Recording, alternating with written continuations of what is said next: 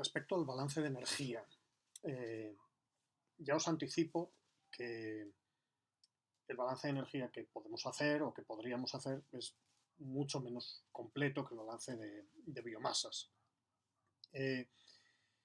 Sin embargo, me parece buena idea introducirlo en la práctica esta porque permite tener una visión más completa de esa idea original que teníamos, que es trabajar en ecología de ecosistemas. En ecología de ecosistemas siempre se habla de ciclos de materiales, balances tróficos, que son fáciles de visualizar, pero siempre se acaba hablando de balance de energía, entrada de energía, circulación de energía, que es realmente la clave del funcionamiento de los ecosistemas, igual que de cualquier otro sistema biológico complejo, como nosotros mismos.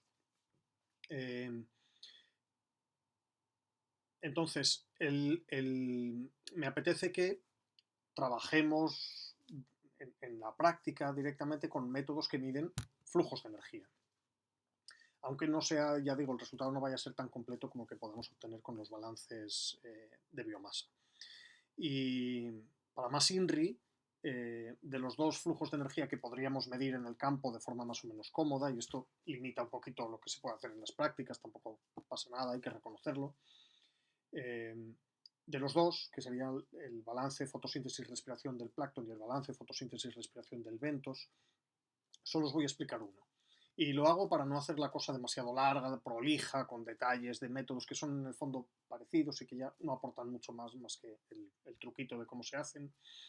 Y también para tener la oportunidad de pediros una intervención, si queréis, de forma voluntaria, como parte de ese quiz general, en el que podéis plantear qué método, siguiendo este procedimiento, esta lógica que os estoy presentando aquí, es tener clara qué variable quiero medir, tener claro cuáles son las características de los organismos o del stock del compuesto, en este caso de los organismos, porque van a hacer cosas, van a hacer tasas metabólicas, de los organismos que realizan las tasas metabólicas que quiero medir, tener claro cómo las puedo medir y qué condiciones marcan todas estas cosas en la forma en la que las tengo que medir, y a partir de ahí elegir un método que puede ser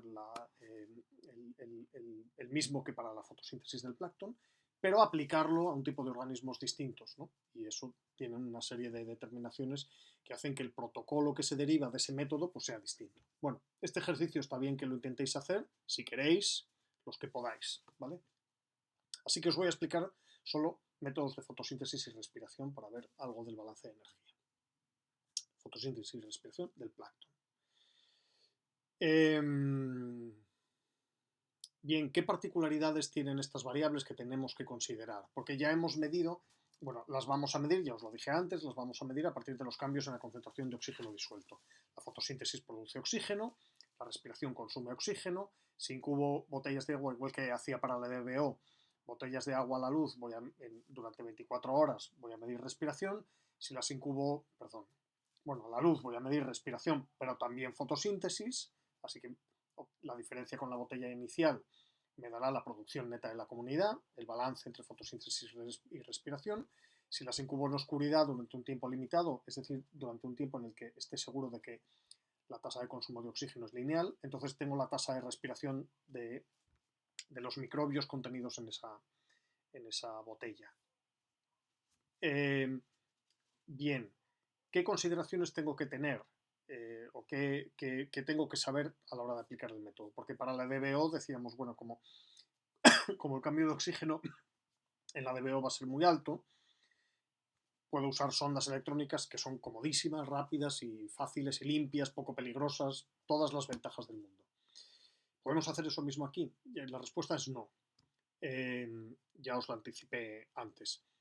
Aquí vamos a medir cambios en la concentración de oxígeno en torno a 0,2 hasta 10 milimoles de oxígeno por metro cúbico y día. Que para que os hagáis una idea, los vamos a medir por cambios en una variable cuya concentración normal en el agua son 250, 300 milimoles. Es decir, necesitamos una precisión, un coeficiente de variación en las medidas de concentración de oxígeno, es decir, pongamos 4 réplicas de concentración inicial, pero también en las 4 réplicas de concentración una vez acabada la incubación, sea oscura o clara, necesitamos un coeficiente de variación en esas medidas de concentración de oxígeno en el agua mejor que 0,05%. Y eso es un nivel de precisión muy alto. Así que esto va a imponer, digamos, una serie de condicionantes al protocolo de aplicación del método que queremos, que podemos usar para determinar la tasa que nos interesa, ¿vale? A esto me refiero con esta forma de pensar, ¿no? Que tenéis que acostumbraros a no aplicar métodos porque sí, sino a acomodarlos a aquellos organismos, a aquellas condiciones que se dan en el sitio en el que queréis aplicarlos realmente, ¿no? ¿En qué va a ser distinto a la DBO? Ya digo, la idea es la misma, incubaciones, medida de oxígeno. ¿En qué va a ser distinto? Si queremos más precisión, típicamente vamos a necesitar más réplicas. En la DBO usamos 3 réplicas, pero se podría no hacer réplicas prácticamente porque la tasa de cambio es tan alta y el error en esa tasa de cambio tan alta va a ser muy bajo. La tasa de cambio pueden ser 200 milimoles frente a 0,210 que tenemos aquí. Aquí no se puede medir esto con menos de 4 réplicas y si no tienes mucha mano con la medida, con la aplicación de este método, es decir, vuestro caso, que estaríais practicando, tendríais que hacer, yo diría, 7, 8 réplicas como mínimo. Eso es una lata, porque hay que hacer un montón de medidas para una sola medida de la variable, un montón de medidas en el laboratorio para un solo valor de la variable, pero bueno. Otra cosa que es muy importante en este método y que es distinta a la DBO y que define la forma en la que se toman las muestras es que hay que evitar a toda costa que entren burbujas de aire en las botellas. El aire, a medida que cambia el oxígeno en la botella, bueno, primero puede pasar una cosa y es que el agua no esté saturada en oxígeno y por tanto, imaginemos que está subsaturada en oxígeno, si meto una burbuja de aire, el aire le va a ceder oxígeno al agua. Imaginemos que está sobresaturada en oxígeno porque ha habido mucha fotosíntesis en esa masa de agua o porque se ha calentado desde que en las últimas horas. Entonces, si meto una burbuja de aire y el agua está sobresaturada, entonces lo que va a ocurrir es que el agua le va a ceder oxígeno a la burbuja de aire. Pero esos cambios de oxígeno en la concentración esos cambios en la concentración de oxígeno del agua, que son los que yo voy a utilizar para determinar la fotosíntesis o la respiración, no se deben a la fotosíntesis o la respiración. Se deben a cambios físicos con el aire y por tanto me están estropeando la muestra. Si en una botella me entra una burbuja y en las otras réplicas de esa misma medida no hay burbujas, voy a tener una precisión muy baja que me va a impedir determinar los cambios de la tasa que yo quería, ¿no? Es decir, hay que evitar a toda costa que... aparecido ahí. Perdón. Hay que evitar a toda costa que entren burbujas en las botellas. Burbujas incluso que a veces no se ven. Uno dice, coge la botella burbujeando y dirá, no hay ninguna, pero hay micro burbujas que finalmente producen un sesgo en la medida. Así que el método de llenado de la botella de oxígeno que veíamos para la DBO, que es sumergirla directamente en el agua, incluso en un agua circulando que ya ella misma lleva turbulencia y lleva burbujas, es totalmente prohibido para medir tasas de metabolismo. Necesitamos asegurarnos de que el agua entre en la botella con flujo laminar y para eso tenemos que usar tubería de silicona. Yo el mejor método que conozco es tubería de silicona tomada desde un bidón. Se llena el bidón en el río, eso sí, y luego a partir de un bidón grande, llenado con condiciones muy favorables, se dispensa a las botellas de incubación de una forma muy controlada con tubería de silicona. Y el procedimiento analítico, por desgracia, no pueden ser las sondas. Se puede medir en condiciones, por ejemplo, para medir tasas de respiración del zooplancton o de organismos grandes metidos en botella. Se puede hacer con octodos o con otros o con electrodos. Yo he intentado muchas cosas y he visto muchas cosas, pero para tasas normales de producción y respiración del plancton microbiano en aguas medianamente limpias no da suficiente precisión. Así que hay que usar el método químico, el método de Winkler, y hacerlo con un protocolo de alta precisión que se basa en la medida automática, en la detección automática del punto final. En la parte de laboratorio lo veremos, ¿vale? Con cierto detalle.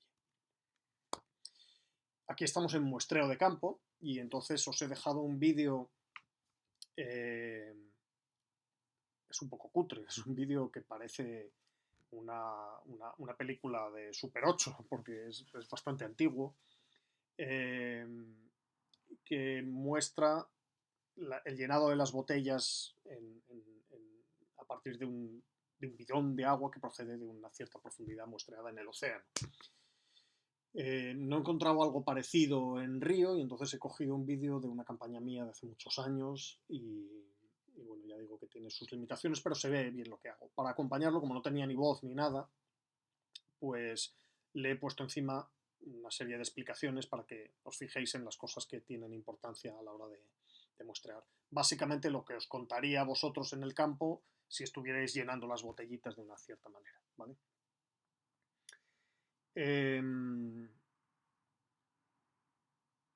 Como la fijación, que no aparece aquí, pero que podéis ver en otras...